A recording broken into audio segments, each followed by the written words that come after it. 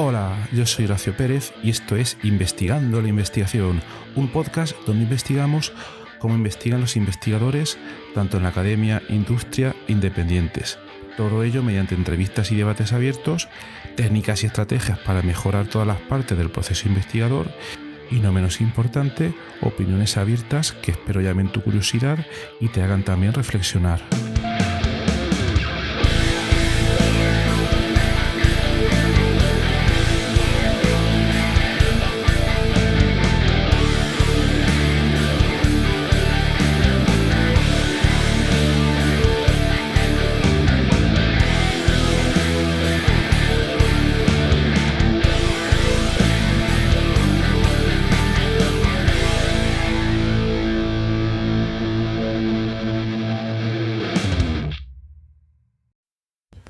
Hola, hoy es 23 de junio de 2022.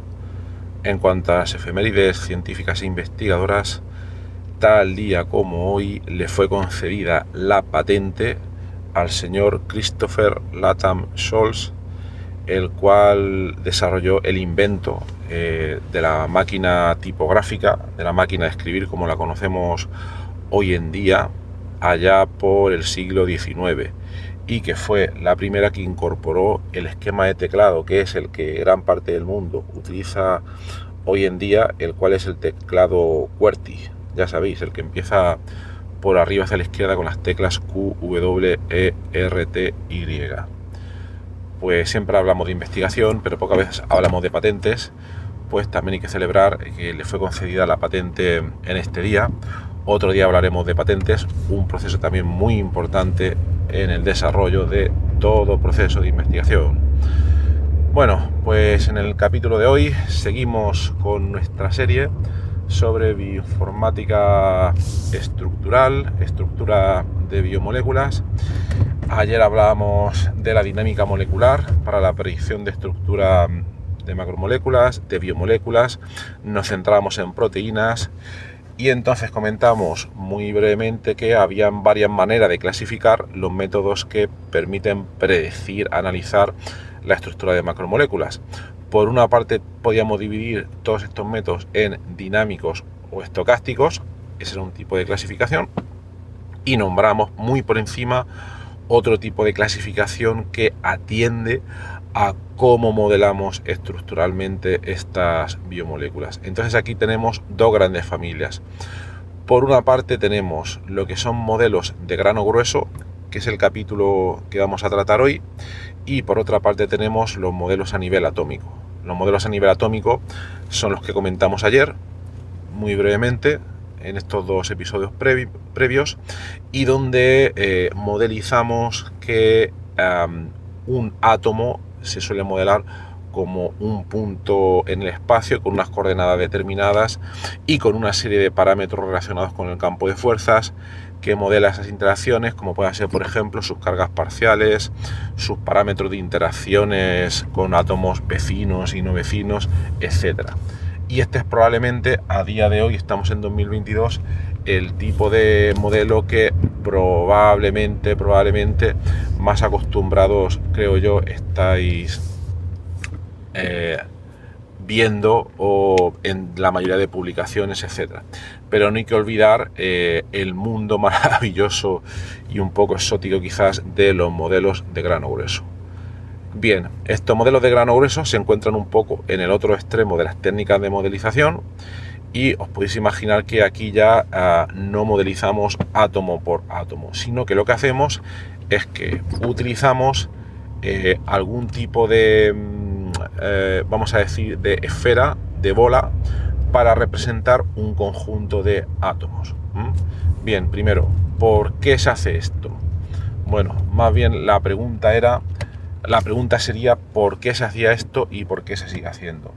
Es decir, estas técnicas vienen de los albores de la informática estructural, el modelado molecular, la química computacional, etcétera, porque por aquel entonces los recursos de cómputo eran muy limitados y entonces era muy difícil simular con detalle a nivel atómico todas las biomoléculas que estamos tratando en esta serie.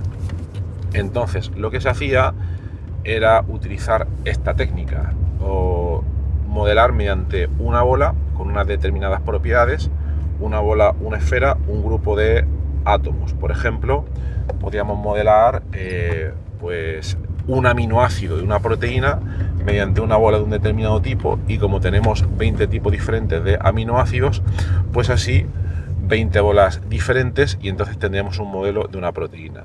¿Por qué se hacía esto? Bien, pues en primer lugar, en algunos casos por reducir el tiempo de cómputo drásticamente, porque os podéis imaginar, en este tipo de modelos, a la hora de realizar predicciones estructurales o predicciones dinámicas, etcétera, todos los elementos del modelo interaccionan con todos los otros elementos del modelo. Dicho de otra manera, si tienes 100 elementos en tu modelo, ya sean 100 átomos por ejemplo, hay que calcular un total de aproximadamente de 100 por 100 interacciones. En realidad son menos porque no se cuentan las interacciones de un átomo consigo mismo, ¿vale? Eso creo que se ve. Pero estamos hablando de básicamente número de elementos al cuadrado. Pero claro, si tenemos una dinámica molecular, una proteína que tiene, me lo voy a inventar, 10.000 átomos, y además hay que tener en cuenta las moléculas de agua que están ahí participando, podemos tener fácilmente una cantidad de 50.000 átomos, 100.000 átomos, y si eso calculamos su cuadrado, pues nos sale un número muy elevado, muy elevado. Entonces esa es una de las razones, disminuir drásticamente el tiempo de cómputo. Además de que, por otra parte, normalmente en los modelos de grano grueso no se suelen modelizar o modelar, como lo queréis llamar, las moléculas de agua que forman el disolvente, con lo cual se reduce todavía más el tiempo de cómputo. Pero bueno, os estaréis preguntando, bueno, todo tiene un coste en la vida. Si se reduce el tiempo de cómputo, habrá algún efecto secundario, habrá algún problemilla, habrá alguna letra pequeña ahí, ¿no? Dice, bueno, por supuesto que sí. Si no sería todo muy fácil, todo el mundo estaría aplicando modelos de grano grueso, ¿no? Bien, pues los principales problemas es que el realismo de los modelos de grano grueso o la precisión de sus predicciones no es la misma, obviamente, que en un modelo a nivel atómico. Eso lo podéis imaginar. En un modelo a nivel atómico, por ejemplo, si queremos modelar un enlace por puentes de hidrógeno, tienen que participar una serie de átomos determinados, y esa interacción normalmente no se va a poder ver en un modelo de grano grueso. Entonces ahí tenemos ya un pequeño problema. Es decir, interacciones muy específicas no se van a poder ver. Entonces, ¿por qué se utilizan todavía a día de hoy estos modelos de grano grueso? Pues se utilizan porque, por otra parte, si queremos describir un comportamiento promedio o global a una escala de tiempo mucho mayor que lo que nos permiten los modelos a nivel atómico, que, como comentábamos ayer, típicamente pueden llegar a escalas de tiempo del microsegundo, del milisegundo en muy pocos casos, etcétera. Los modelos de grano grueso permiten superar el segundo y llegar a otras escalas de tiempo totalmente diferentes, y además describir de una manera relativamente fácil las reagrupaciones o cambios conformacionales mucho más grandes que se puedan dar, que puedan tener lugar en las estructuras. Por tanto, esas serían una de las razones. Superar esas limitaciones de intervalos de tiempo que las técnicas a nivel atómico a día de hoy, todavía estamos en 2022, empieza a haber computación cuántica, tenemos supercomputadores muy potentes, etcétera, pero todavía no podemos llegar a esas escalas de tiempo. Entonces, por ello se utilizan estas técnicas de modelado de grano grueso. Entonces,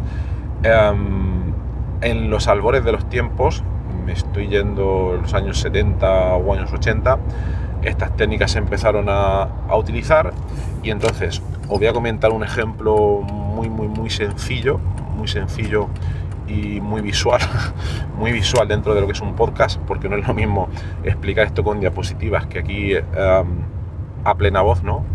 Pero un ejemplo clásico es la simulación mediante un modelo de grano grueso del plegamiento de proteínas. Entonces, ¿cómo se hacía esto hace gran cantidad de años? Pues lo que se hacía era lo siguiente: se cogían los aminoácidos de una proteína y se dividían entre polares y no polares, o polares e hidrofóbicos. En primer lugar se hacía esa división, ¿no? Y entonces se utilizaban dos tipos de bolas: el H hidrofóbico y el P polar. Entonces se creaba una cadena de bolas totalmente lineal, donde si la proteína tenía 20 aminoácidos, 40, 50, pues cada una de esas bolas representaba simplemente H o P. Esa era la cadena lineal. Y luego, para simular el plegamiento, lo que se hacía era poner esa cadena larga, os podéis imaginar, en una hoja de papel milimetrado, en una parrilla, en una grid. Y entonces, igual que comentábamos ayer con los métodos estocásticos, pues aquí se aplicaba un tipo de método estocástico donde se empezaban a realizar variaciones en la estructura, y donde la función de scoring era una función muy sencilla que simplemente trataba de maximizar el número de contactos entre elementos no vecinos que fueran hidrofóbicos. ¿Por qué? Porque normalmente cuando una proteína se pliega en medio acuoso, incido bastante en lo de medio acuoso, otro día veremos por qué, normalmente se forma primero un core hidrofóbico, porque claro, el centro de la proteína está formado por aminoácidos que tienden a huir del agua, ¿no? Si no, no sean hidrofóbicos. Y entonces, con modelos de este tipo, se obtenían unos resultados razonablemente buenos, al mismo tiempo que el cómputo necesario no era demasiado problemático, por otra parte. Y por otra parte, este tipo de modelos también tuvieron bastante éxito y siguen teniendo bastante éxito a día de hoy entre la comunidad informática. Con comunidad informática me refiero a gente que ha desarrollado su carrera en ingeniería informática, ciencias de la computación, etcétera. Les interesa trabajar para resolver problemas biológicos, pero no es su fuerte, y este tipo de problemas es relativamente fácil de modelar y de entender por gente que no tiene unos conocimientos de biología pues bastante profundos. Pues de ahí el gran éxito de este tipo de modelos, que eran muy fáciles de ver por gente que no tiene ese perfil más digamos hardcore de modelado de proteínas, bioinformática, etcétera, etcétera, etcétera. Luego, por mencionar algunos casos de éxito o de aplicación, bueno, pues tendríamos, por ejemplo, un caso bastante típico, es el modelado de cadenas de ADN. Con este tipo de modelos podemos tener cadenas de ADN bastante largas, y donde cada cierto número de pares de bases se modela con una bola de este tipo, y bueno, y se calculan ciertas propiedades macroscópicas, se predicen ciertas propiedades macroscópicas para este tipo de modelos. Y desde hace tiempo una de las técnicas experimentales más básicas que permite hacer esto son las técnicas hidrodinámicas, y se miden magnitudes tales como pueda ser el radio de giro, el radio hidrodinámico, el coeficiente de sedimentación, etcétera, etcétera. Bueno, yo hice mi tesis doctoral en estos temas, algún día lo comentaré más en detalle. Es un mundo súper interesante, y permitió este tipo de técnicas de grano grueso. Aquí ya no hablamos de dinámica, sino de técnicas estructurales para modelar estructuras.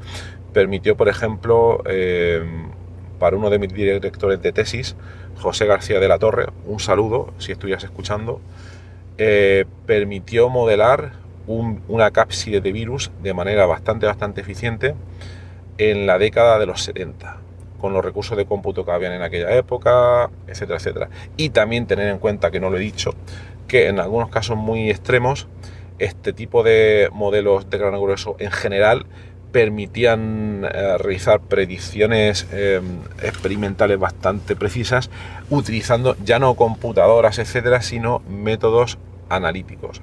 Simplemente, para que nos entendamos, papel y lápiz, cálculo de integrales y de otras pesadillas, pues ahí también daban un funcionamiento bastante bueno. Y otra cosa que no he comentado también es que algunos investigadores a día de hoy lo que suelen hacer es, hemos hablado aquí de la separación entre modelos de grano grueso y modelos a nivel atómico, pero otros investigadores utilizan ambos al mismo tiempo. Utilizan técnicas de simulación híbrida, donde por ejemplo cogen una proteína a nivel atómico, la modelan realizan su modelo de bolas, luego realizan un tipo de dinámica especial que se llama dinámica browniana, otros dos tipos, y luego cuando esa dinámica ha terminado, en un intervalo de tiempo relativamente grande, segundos, etcétera, luego dan un paso hacia atrás y reconvierten la estructura resultante a una estructura a nivel atómico, y eso también puede arrojar resultados bastante interesantes. Este tipo de modelos a día de hoy están teniendo un éxito relativamente bueno a la hora de modelar, por ejemplo, sistemas que son muy flexibles, como puedan ser proteínas desordenadas, ¿vale? Hemos hablado de proteínas como estructuras globulares, fijas, relativamente flexibles, pero en el mundo de las proteínas desordenadas ahí cambia totalmente la cosa. Y este tipo de modelos ahí está funcionando bastante bien. Y bueno, podría comentar más ejemplos, pero de momento lo prefiero dejar aquí para que no se haga más largo el capítulo. Tened eso en cuenta, que cuando queréis llegar a escalas de tiempo más largas, o queréis intentar ver cambios conformacionales de mayor escala, pues tendréis que recurrir a estos modelos de grano grueso, y para que sepáis que existen, ¿de acuerdo? Bueno, pues nada más, espero que os haya sido interesante. Continuamos en el próximo episodio y que tengáis un maravilloso jueves, y hasta luego.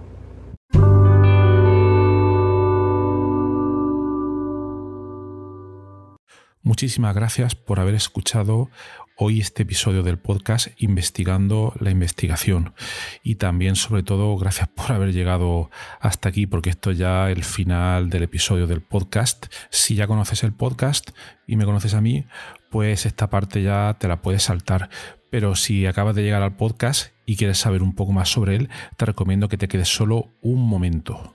En primer lugar, te voy a comentar quién soy y a qué me dedico. Mi nombre es Horacio Emilio Pérez Sánchez, a veces lo abrevio como Horacio Pérez, y soy de formación químico computacional.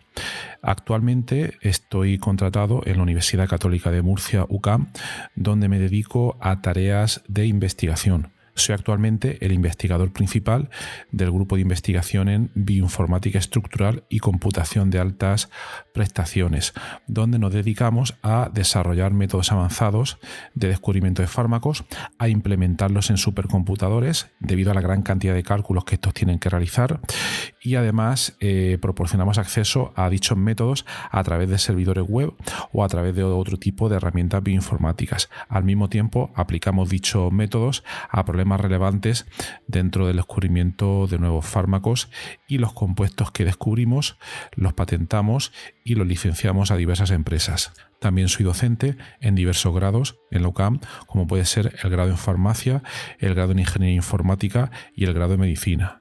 También trabajo por cuenta propia como autónomo, y ahí tengo 3 líneas principales de actuación. Una de ellas consiste en la asistencia o mentoría en temas de investigación académica e industrial, donde te ayudo a responder a las siguientes preguntas. 1. ¿Cómo conseguir que tus artículos científicos sean aceptados en revistas de alto impacto? 2. ¿Cómo conseguir que tus proyectos de investigación obtengan financiación en convocatorias competitivas nacionales e internacionales? 3. ¿Cómo gestionar eficientemente tus proyectos de investigación actuales para conseguir los objetivos propuestos? Y 4. ¿Cómo incrementar tu productividad como investigador y disminuir tu estrés? También ofrezco servicios de asistencia en bioinformática estructural respondiendo a las siguientes preguntas. 1. ¿Cómo descubrir compuestos bioactivos en diversos contextos, tanto farmacológicos, nutracéuticos o agrícolas, etcétera? 2. ¿Cómo proponer y validar modelos moleculares para sistemas biológicos? 3. ¿Cómo acelerar drásticamente la ejecución de cálculos complejos y costosos? Y 4.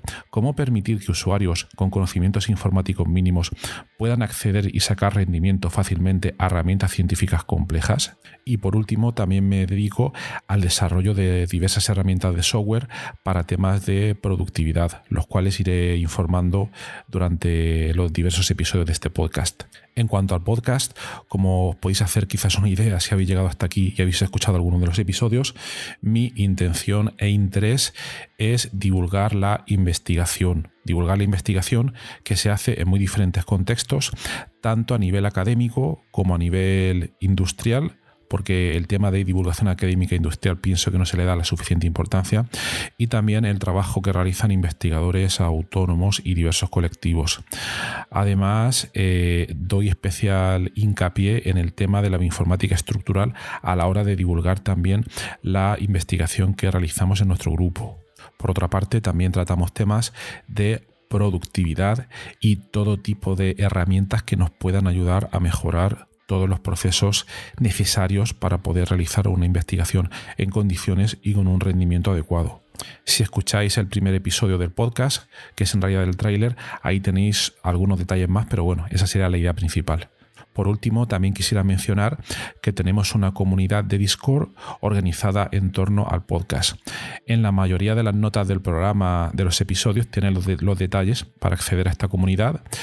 Y es muy interesante porque ahora mismo tenemos unos 100 y pico de usuarios, de oyentes, que se conectan a la comunidad de Discord, y de ahí surgen diferentes conversaciones. Y por ejemplo, algunos episodios, como digo de memoria, el de ciencia de datos, el de la investigación en ciencia de datos, es uno de los que surgió ahí, pero también ha servido para que oyentes hayan realizado dentro de esta comunidad de Discord nuevos contactos a la hora de exponer intereses similares en temas tanto de investigación como de productividad y de diversos países de habla hispana. También me gustaría decirte que si te ha gustado el podcast, te agradecería muchísimo si lo pudieras sugerir a amigos, contactos que pienses les pueda llegar a interesar, o compartir a través de múltiples plataformas, ya sean las redes sociales, mensajería, WhatsApp, Telegram, Discord, etcétera, emails o cualquier otro medio. Asimismo, también ayuda mucho si en las diferentes plataformas donde se puede escuchar el podcast, como Spotify, Apple Podcasts, iVoox, etcétera, nos puede dar ahí 4 estrellas, 5 estrellas, etcétera, lo que tú veas necesario. Pues todo esto al final ayuda a que el podcast llegue a más gente. Y por último, si quieres ayudar a esta idea, si quieres ayudar al podcast económicamente, te agradecería que te suscribieras a la versión premium del podcast. Tienes los detalles en los enlaces de las notas del programa, o puedes ir directamente a Anchor FM/Horacio-PS y ahí tienes todos los detalles. Y bueno, aquí se termina esta outro del podcast, un poco larga, pero me parecía necesaria para todos aquellos que lleguéis por primera vez. Y nada, de verdad, muchísimas gracias por escucharme y espero que os interesen los temas y que todo este contenido pueda ser beneficioso para todos los que lo escucháis. Muchas gracias y hasta otro episodio.